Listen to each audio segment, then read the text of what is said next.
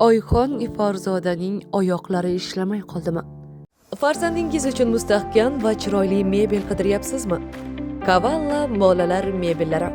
Sifatli, qulay va zamonaviy dizayn bilan fabrika narxida to'g'ridan-to'g'ri sizga yetkazib beramiz. Orada vositachi yo'q. Shuning uchun hamyonbop narx, ishonchli sifat. Farzandingiz xonasini Kavalla bilan ertakdek go'zal qiling. Assalomu alaykum aziz muxlis. Agarda kanalimizda mehmon bo'lsangiz, kanalimizga obuna bo'lishni va videolar davomida bir dona like tugmasini bosib qo'yishni unutmang. Teleboshlovchi va aktrisa Oyxon Iforzoda ortiqcha vazn to'lashning sababi va kasalliklar bilan bog'liq bo'lgan haqiqatlarni aytdi. Ba'zi odamlar ichki holatingizni bilmay turib, semirib ketibsiz deb tanqid qilishadi. Buning negizida nima yotgani va nega ozolmayotganini bilmasdan turib, bunday savol berish juda g'alati.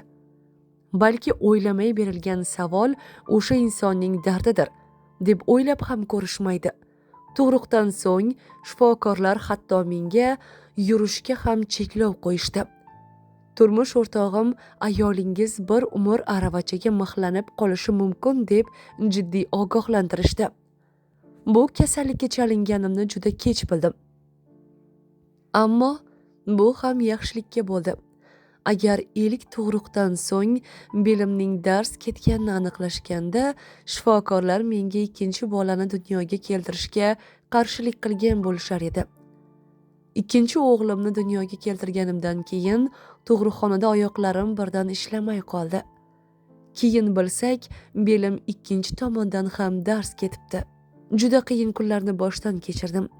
To'y, konsertlarda chiroyli ko'rinishda sahnaga chiqasiz, ammo ichingizdagi o'tganni o'zingiz va o'zingiz bilasiz.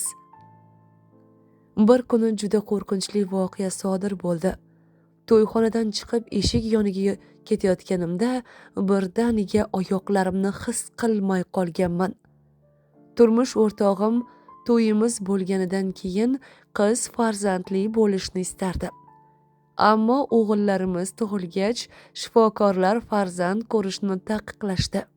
5 yillik davolanishlardan so'ng tavakkal qilishga qaror qildim. Sport murabbiylari bilan ishlaganda ham albatta kasalligim haqida aytib o'taman. Chunki qiyin kunlarni boshdan kechirdim. Maslahatim insonning ichini bilmay turib, uni muhokama qilmang. U o'zidan o'tganini o'zi biladi, deydi Oyxon Iforzoda. Shunday ekan, barchamizning dardimiz faqatgina o'zimiz va Allohga ayon. Oyxon Iforzodaga baxt va omad, sog'lik tilagan muxlislarimiz video ostida bir dona like tugmasini bosib, bizni kuzatishda davom eting.